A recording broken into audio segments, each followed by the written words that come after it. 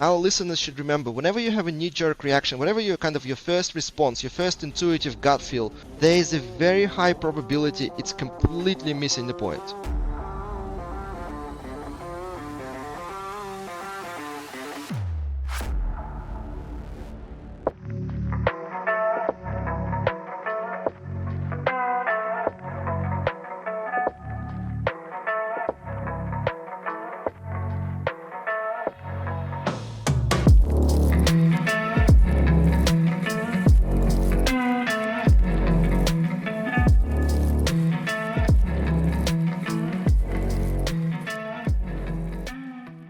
So this one came around when Alex kindly actually, I think you emailed me, didn't you, Alex? You emailed me, and I'm not sure how, did you find my profile on LinkedIn? Did you, first of all, just quickly, how did you find out about us and the podcast?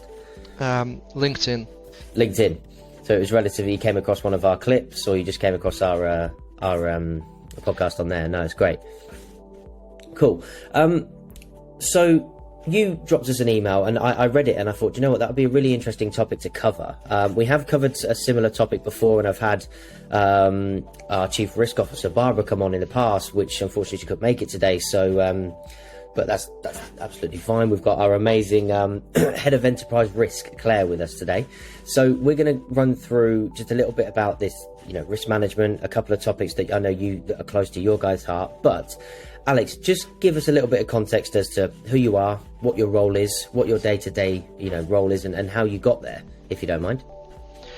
Sure. Thank you, George. Thank you, Claire, for having me online. I've been working in risk for close to 17 years now, and my 3 previous roles were the Chief Risk Officer for a multi-billion-dollar private equity fund in Europe, an advisor to the Chief Risk Officer for a sovereign fund in the Middle East, and my last role was the Chief Risk Officer of a $10 billion global fertilizer company, one of the biggest chemical companies in the world. And we did some amazing things in implementing quantitative risk analysis into various decisions and business processes.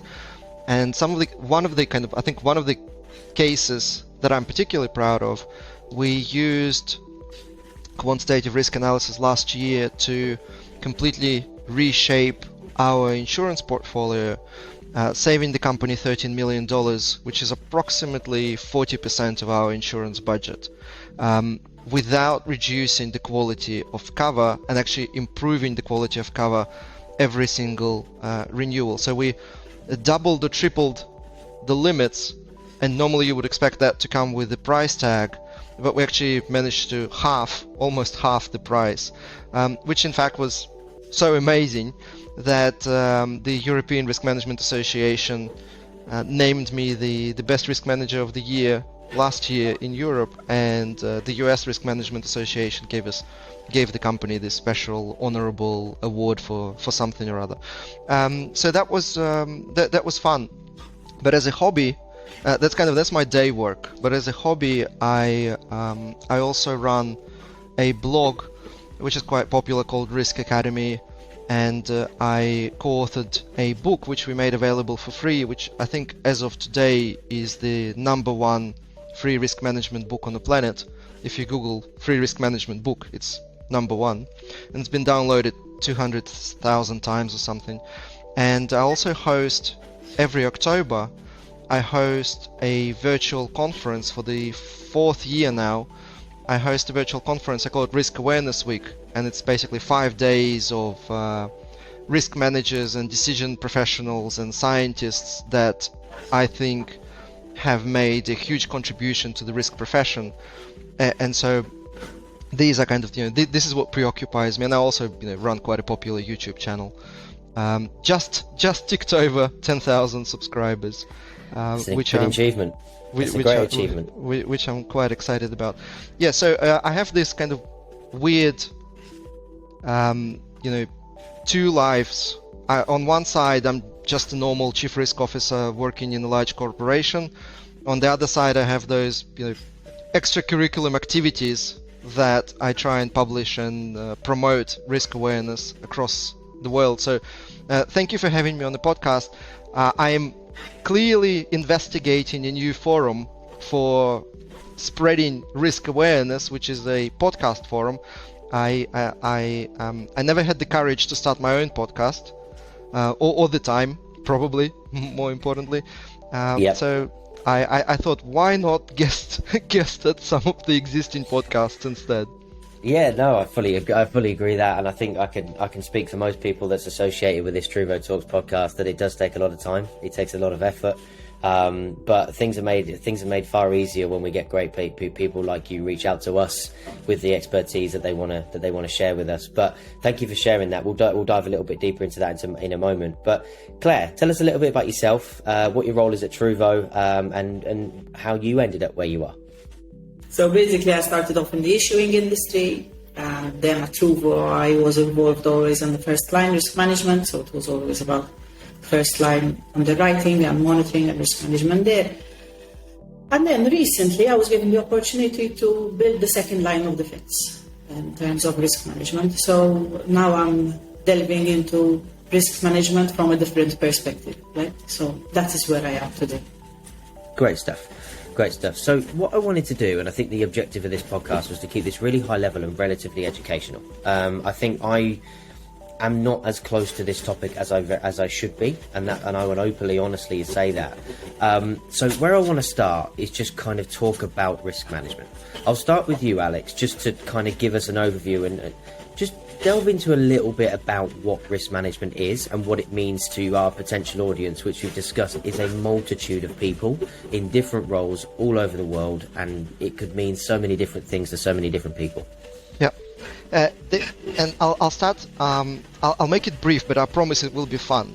And I'll start a little bit kind of further away, because you can kind of argue that risk management is when people were living in caves and thinking about their safety, but we don't really need to go that far, because we're more interested in risk management as a science of making better decisions under uncertainty and appreciating uncertainty, and just realizing that the future is not guaranteed. There are multiple possible futures, and we need to somehow make our judgments based on our assessment of the future scenarios.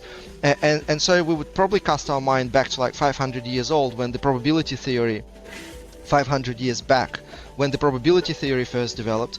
So for the last 500 years, there have been mathematical methods that a very narrow group of people used to make sense of uncertain future. And then about 100-something years ago, there's another science that developed, which was called decision science, and the probability theory kind of evolved with additional techniques and additional knowledge to, well, how do we actually use risk management as a decision-making tool? How do we make choices between one alternative or the other alternative? Do we pay this much for a new product or this much? How do we price risk? All of those things started kind of taking shape in this decision science. And then about 70 years ago, another science started developing, which was called neuroscience, and that's basically the study of how human brain processes uncertainty. And 2 Nobel Prizes later, we've discovered that humans are actually very, very bad at processing uncertainty and thinking about our future and estimating probabilities and just basically thinking about uncertain scenarios. We're actually not that good when it comes to that. And then, and this is where I kind of come to your question, about 30 years ago, so very new, so risk management has existed for the last 500 years. And in the last 30 years of these 500, somebody, well, we know who, Big Four and all the consulting houses, they hijacked risk management and turned it into some nonsense that they called all sorts of corporate risk management, integrated risk management, enterprise risk management. There are many names, but this is like kind of this new hijacked discipline where they took the sciences and thought, well, we want to commercialize it, but it's too complicated. So can we dumb it down so we make it generic and we make it beautiful and we make it colorful, and it's we turn it into a matrix. It must be turned into a matrix because that's much more monetizable entity. And so all of these sciences that have, a lot of research, like textbooks, Nobel Prizes, scientists, special degrees, and professors at universities, all of this has been kind of dumbed down into corporate risk management. Regulators immediately picked that up because obviously that was a lot easier to pick up than proper scientific approach, and ran with that. And what we now see is that a big portion of risk management is basically playing this kind of window dressing corporate role, where you must have it because somebody or some regulator or an auditor expects you to have it. Nobody's really kind of given second thoughts on whether it actually makes a difference, whether it adds value to the business. It's quite artificial stuff. And just for sanity's sake, I call it risk management 1. It's basically things you have to do because some standard or best practice told you to do it, but there's actually no scientific background or no validation behind whether it actually makes things better or not. And then all the other old sciences that everybody kind of conveniently forgot about, I call it risk management 2. And we now have this weird evolution in risk management society profession that a lot of people are beginning to realize that risk management 1 is actually not making a lot of difference. It's creating colorful pictures, risk appetite statements, like beautiful summaries and a lot of wonderful paperwork, but not actually making any significant dent in how companies actually make decisions or make money. And they're beginning to realize that something's not right. Maybe we should go back to the roots, to the underlying sciences. And there's a big push in the risk profession to kind of go back to the original story and say, well, maybe we can actually start viewing risk management as a decision-making tool as it was always intended. Not just as a corporate governance tool, whether you need to have, first line something, second line something, third line something, but we just view that, and not even as a profession where you have like risk professionals doing something, but rather as a competency that anyone on the planet should really have, because to our listeners, whenever you're making a decision whether to rent an apartment or buy an apartment, whenever you're choosing your car, there's a lot of, basically whenever you're choosing, where to immigrate or where to go for your holidays, there's a lot of risk involved.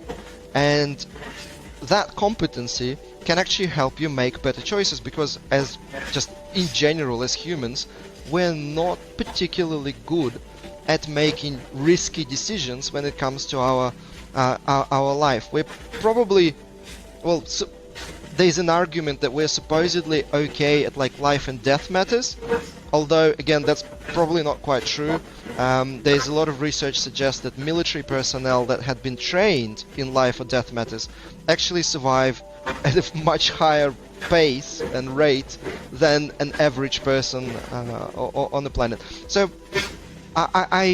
and this is kind of where I wanted to take this conversation today. There's a lot in the corporate risk management that can be used and useful for our day-to-day decision making, because it's a very powerful set of techniques, all created in different science libraries. Essentially, one of the techniques, for example, we use for estimating future scenarios has been developed in 1946 as part of Manhattan Project when they were creating the atom bomb. And a lot of the other techniques that we use in risk management today came from either military or underground research, oil exploration. So a lot of the techniques are quite powerful that I think anyone on the planet can really benefit from. No, that's really interesting, actually. I think I actually want to take the conversation into that direction a little bit more, which is how can a normal person create or make better risk decisions? You mentioned it there, like, I don't know, booking a holiday, renting an apartment or buying an apartment. What kind of decisions and what kind of things can we do as normal human beings on a day-to-day basis to help, make better risk decisions? But before we go into that, Claire, anything to add to that? Because I know this is quite a topic that you're relatively close to. How do we in Truevo and as our corporate environment, how do we manage risk? So I do agree. I mean, you always have to go back to the foundations. No, numbers, data, mathematics, that's the basis of it all. We start from there. The nice thing about what Alex is calling the last 30 years, which kind of, the way he says, messed it up. But this kind of mess up thing has given the opportunity to risk people like us. Usually risk is considered as a back office thing, something which is being done by a department, it's theirs, they handle. But this kind of new way of viewing it, and which is mandatory, so it's, it's required, it gives risk people the leverage to kick off the discussions and make people make time for it. I mean, you might say, okay, so why don't you just kick off the discussions? You need the framework, you need the law to make it happen. True. But it's easier said than done. I mean, you can achieve that once you have kind of this risk culture where, everybody, it's ingrained in everything you do. It starts at the top where rather than when a new project comes along, risk is always an afterthought. And then, you handle liability and risk as they evolve. What if, risk is not an afterthought and it's actually integrated into the initial decision-making process? And, then it trickles down into what you do every day. And then ultimately, everybody in the company collectively is using risk management in what they do. Not so scientifically, because we do work with our people with the tools, ready-made tools to handle them. But even in the thoughts, what they do and how they handle it. And this makes, our frontliners not only equipped only with the tools, to decide upon risk, but also with the confidence that they would have discussed it with risk people, you would get their feedback from it, and you would help them understand, they are into the philosophy and the risk culture of the company. And there is where, they can really be our gatekeepers, and at the outset, when they see the risk, they kind of attack it effectively, more than anything. So, it's like, we're working in the same company. Truevo would have goals it wants to achieve. So then there have to be shared views, shared belief, and why not, shared way on how to handle risk. And here it's all moving away from not simply the scientific part, which is important, it's the foundation, but usually given to the back office people, who are in the room doing the numbers. But it's less about policies and procedures, and it's more about what people do when you're not watching them, right? So that they are still thinking about risk, although we're not there telling them, what did you do? Did you consider risks? So to me, the scientific part, yes. But sometimes it's what the risk does, it's what we do on a daily basis, and then create these models which you pass over on to people to help them in the decision making. And this is especially important in our industry because decisions have to be taken quick. We cannot, always take decisions based on qualitative assessments. And although I must say always, the gut feeling an analyst gets, you should never underestimate it, right? So when an analyst is viewing a new customer profile and he or she has that gut feeling, I don't want to shove them away and be like, the model said yes, so just go on with it. No, it's not to say that. But it helps. It's a tool. It's a tool which sometimes when you want to, where should we go, left or right, it helps you. It gives you that insight. And it's especially true then when, you explain to them why, what the tool would show. So yes, I agree with Alex. We cannot let go of our roots. So yes, it's like, I don't know, being a doctor without actually understanding biology. But I love that. I love that analogy. That is literally, and I just want to repeat that analogy because it's so perfect. It's like you wouldn't want to go to a doctor that doesn't understand biology and anatomy. Like these are just a given. Understanding decision science, probability theory, and neuroscience are a given skills for a risk manager, just like it is chemistry, biology, and anatomy for any doctor that you visit. I do want to pick up on something Claire said because I completely agree with that. Yeah, go for it. And I'll try and kind of make that transition because the first point that I said is risk management should be seen as a decision-making tool. And then the next conclusion implies that, well, then we want everybody in the organization to have the skills to be able to apply risk management whenever they make decisions. And then the next conclusion from that is that was the original intent, but when scientists started studying how humans actually behave under different uncertain conditions and whether they have the competencies required to make estimates and envisage scenarios in their mind, they've discovered that they're not actually doing such a good job, especially with, like for example, probabilities. People cannot think about probabilities in their mind. It's just for some reason too complex for a human brain to process different probabilities of events, or let alone multiply a couple of probabilities. That's just kind of beyond human capability for some reason. And the takeaway from that, and I'm trying to bring it back to exactly what Claire is saying, is somebody, and I think this is kind of why the profession of risk management, even though risk management is a competency and everybody should have the basic understanding, we still have professional risk managers. I am one, Claire is one. There are teams, and I had a team of dozens of people responsible for various risks. The reason why we have second line, the reason why we have those special teams, is that they're usually the competency holders for dealing with uncertainties and probabilities. They're like the center of competency. They create the calculators, the models, the frameworks, and the rules, and set the limits and the stop losses for the rest of the organization to play along. And the main reason for that is that if we left it to everybody, to the first line, to just deal with the way they want to deal with risks, according to their own individual competencies, they probably wouldn't do a good enough job in the company context.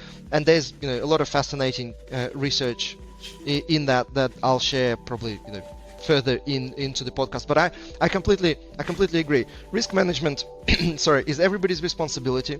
We do want everybody to think about. We want to create a culture within the organization where everybody is encouraged and rewarded for taking the right amount of risks. But to understand how much risk is right and what risks are good for the business and what risks should be unacceptable, we usually have the second line, a separate department that does the calculations, and builds the calculators.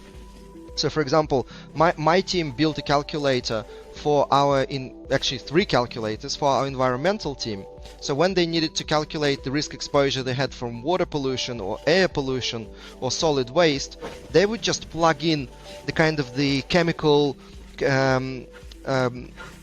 qualities of whatever tests they've done, and that converts it into probabilities, and that converts it into loss exceedance curve, and then basically a risk exposure, and then they use that risk exposure to make a judgment whether it's too much, not enough, does it justify additional spend on mitigation, or is that acceptable risk for the company, and so on. So yes, I wish people had it in them to deal with risks by themselves every day, but the more complex the risk is, and most business risks are pretty complex, the more help they can get from the second line who investigated and created the model, the calculator, turned it into a simple calculator and gave it back and said, use this whenever you need to make the choice next time. Yeah, I think we covered quite a lot there, and I think some really, really great stuff. What I want to do is just take it in the direction of a certain element of our listeners, which is going to be merchants. So whether that might be a retailer, it might be an insurance provider, it might be whoever it might be. So how can these certain and different elements of risk differentiate, and how can they use them for different types of businesses? Is that something that we can cover? Is that something that we can maybe go a little bit into without and equally staying quite high level? So how can these different risk elements be implemented in different types of businesses? Well, I'll attempt with some simple ideas that are generic across any field. So the first very important message to our listeners is that in 2002, Daniel Kahneman and Vernon Smith got a Nobel Prize in economics for the research that they did in human perception during risk-taking. And what they essentially discovered, or what they've investigated, is that humans have evolution created humans in the way that we operate most of the time in energy saving mode, because our brain actually utilizes a lot of energy, and energy basically being glucose, sugar in our blood.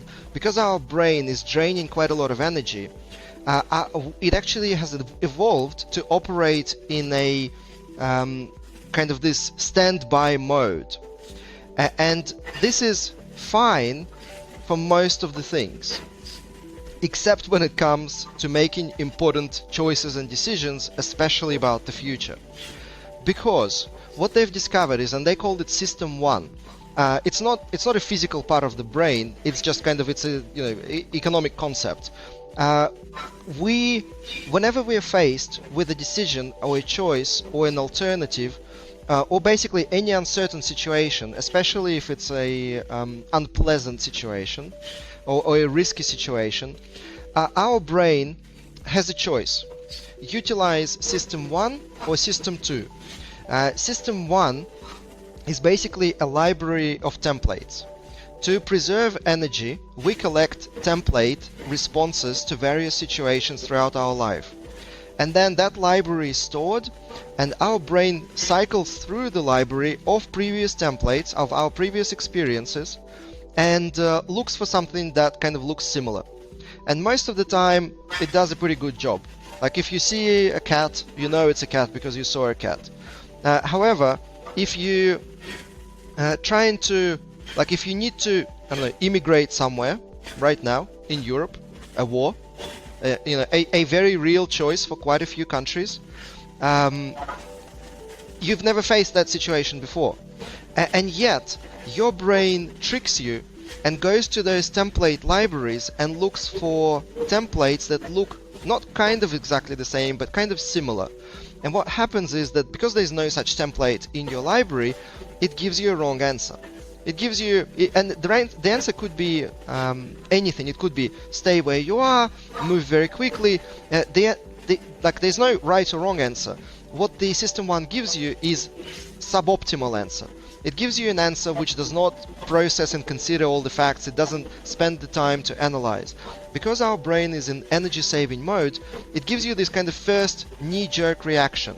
Well, as a general rule, our listeners should remember, whenever you have a knee-jerk reaction, whatever your first response, your first intuitive gut feel, your first response is, there is a very high probability it's completely missing the point. It's off the mark big time if you haven't faced a similar situation before. It's completely different when you've done something multiple times, and then you have this amazing kind of library of templates in your brain, and you do pick up the right. So if you're doing something trivial, something that you've done before, for example, looking at the new client, or you've been doing this before, your gut feel is probably very good. But if it's a new situation, something more complex and more tricky than you experienced before, your gut feel would be completely missing the mark. And then there's System 2, which basically says, well, can we take a piece of paper and can we use some of the techniques to investigate the problem? Because once we investigate the problem, we will discover that the answer is actually very different from our original thought. So the kind of the day-to-day application of risk management, I think, boils down to this first. There are multiple steps, but the first step is very important. If this is a complex, new, scary problem that you haven't faced before, you have to be mindful of that your immediate response, and it's the same for your relatives, for your friends. Like I had my team made a little stamp for me which said, System 1, do it again. Your initial response whenever you have like an interview or a call, you discuss something, and whenever somebody just blurbs something quickly out, there's a very high chance it's System 1 response, which means you can pretty much disregard it because it has nothing to do with the underlying problem, because the brain hasn't processed the problem yet to come up with the solution. So, sorry, I know this is a very long answer, and I have this tendency to talk forever. But the simple kind of first step in my experience is be mindful of system 1 and system 2. Whatever your first response is, there's a very high chance that it's not the right one. And it could be very dangerous as well if you just follow that initial response.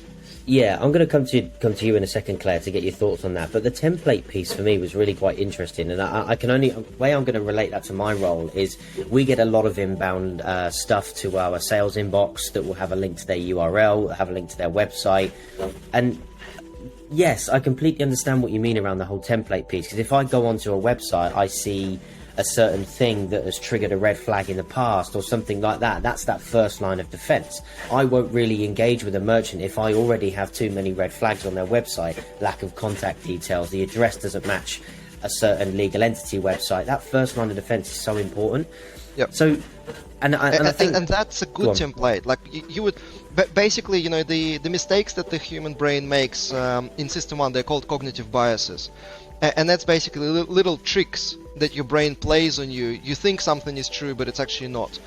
On the other hand, if you've been doing this long enough and you had this kind of feedback mechanism, they become heuristics, where they're actually kind of good cognitive biases, where your experience have shown that certain red flags usually lead to a problematic vendor, and then they're saved in your brain, and you look for them, and they actually, it's almost like a mental model where you have different risk factors, and you just cycle through the risk factors, and if a number of them collectively exist, then you say, okay, well, this is a significant exposure probably.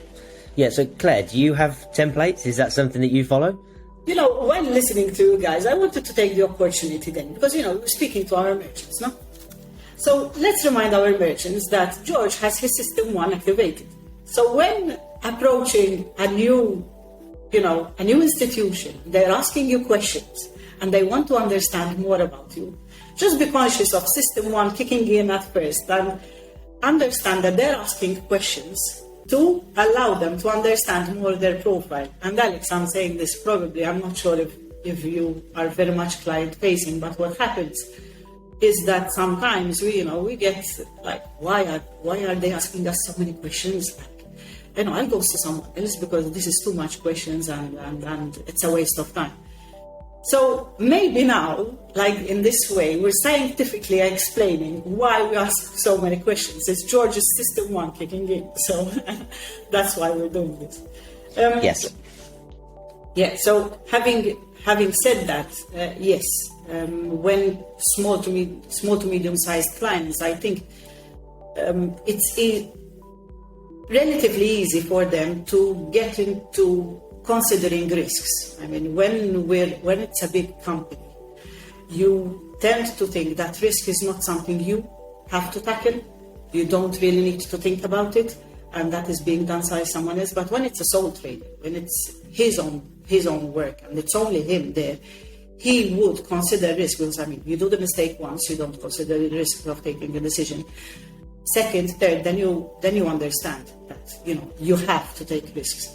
And this was something as well quite surprising to see the evolution of the thought of risk. When I was lucky enough to see it because I started at Truevo when we were a startup. We were only 7 when we kicked this off, and it was relatively easy to have these discussions and make sure that risk considerations are there. So you don't have to hurt yourself to learn. No, so it was easy. A small group, and it was always easy to know when and who was taking the important decisions. No, so you were there to help. But then when the company started to grow bigger, departments started to be created, teams started to be created. And eventually you start, if you're not careful, you sense this pushback on risk decisions. Like, if you ask, how is the process going on? What is happening there? They'll be like, you start getting these answers like, but that's not us, that's risk. Or else when you ask, they feel interrogated, under interrogation. So then you start getting these communication barriers, and people start measuring their words. So you get this lack of transparency, and the risk person cannot really understand without getting the data themselves and trying to understand. So with communication, you don't get it all. You don't get the immediate feedback. So you see this evolution of risk as a company grows. And that's why then, it's quite different. When it's a small merchant, they would consider risk. So that's what's quite interesting to watch for me. Yeah, interesting point. I'm conscious of time. I do want to go into a little bit that you touched on a minute ago, Alex, which is the kind of element of how we can improve our risk management just on a day-to-day level. We'll finish on that topic, and then I'll let you cover a little bit about Risk Awareness Week and give yourself a bit of a leverage on the platform to dig into that. But just on the level of whoever is listening, so regardless of what their profession is or what merchant they are or what they do for a living, how can we, or what steps or advice have you got for someone to improve the level of risk management that they do and how they can make better decisions? Thank you. There are 10 different directions I can take this, but I will kind of try and summarize it in the second point. So the first point was, whenever you're facing an uncertain choice, be mindful that System 1 will kick in until you make a conscious effort to sit down, take a piece of paper, and eat a candy.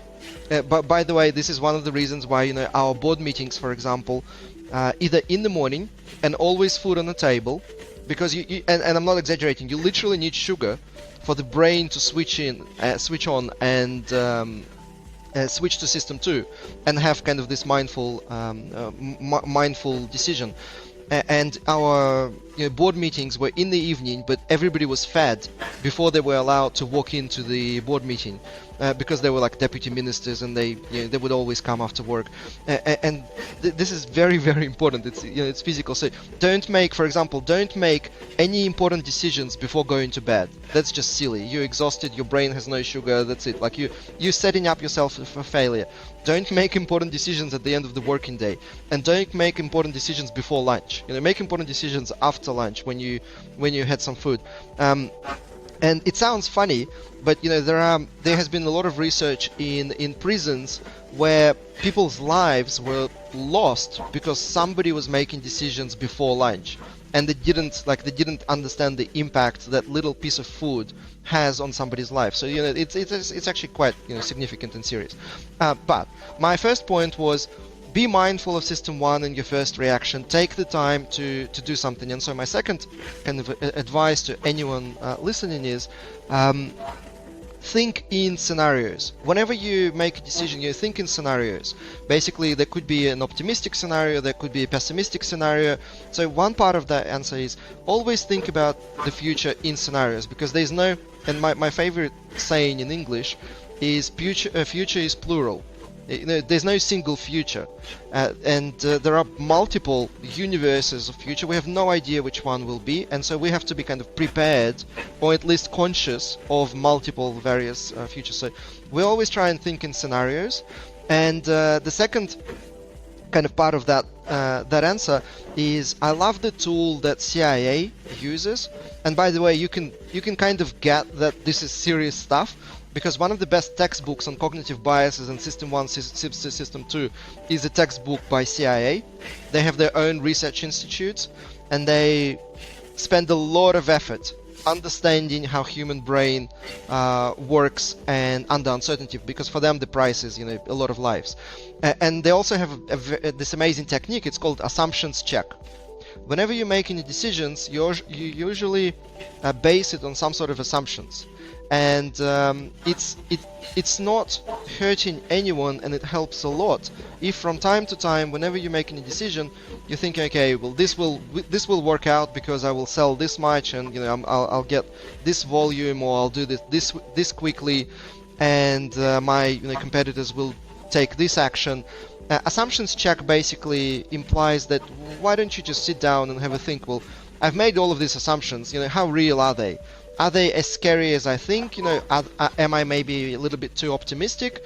Just being conscious of the realistic and reliable information that you use for assumptions. So I think that would be kind of my piece of advice. I've definitely taken something out of that, actually, to be honest. The one thing I definitely have taken is I'm going to make sure that Claire makes sure there's lots of chocolate on the table next time I go and see her. Definitely make sure that that's going to happen. It's funny, you think you're making a joke. I literally, whenever I ask for a holiday, I walk into a CFO's office and I say, do you want a chocolate? And he usually says no, but like I still offer him chocolate before I want him to make a decision on something. Very, very good. Very, very good. Again, I'm going to start using that. Again, so just tell us a little bit about Risk Awareness Week. When is it happening? What's going to be covered? And just give us an overview on that. So Risk Awareness Week is this annual 5-day virtual fest of knowledge that I've been running for 4 years now. It's happening every October. If this goes live, before, then you can kind of watch it live and ask questions. If it goes after, no difference, because all the replays are available forever, and people are still registering for Risk Awareness Week 2019 because the content is still as applicable and as valuable today as it was 3 years ago. So it's a virtual event, 5 days.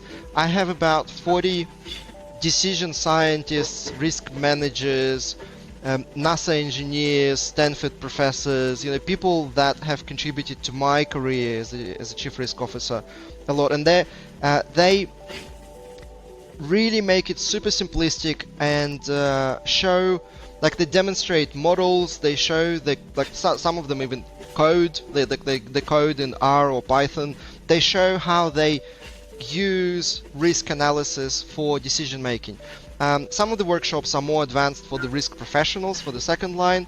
Most of the workshops are specifically designed for the first line, for decision makers, so for our listeners today, because it just talks about, well, how do you think about uncertainty whenever you make decisions, or what sort of basic techniques you can use to improve your planning, forecasting, budgeting, performance management, investment decisions, and so on. Day 2, for example, it's starting on 17th of October. Day 2, for example, is dedicated to System 1, System 2. Cognitive biases, human perception, a lot of scientists basically describing the latest research in why humans are not that good at understanding uncertainty whenever they're making decisions.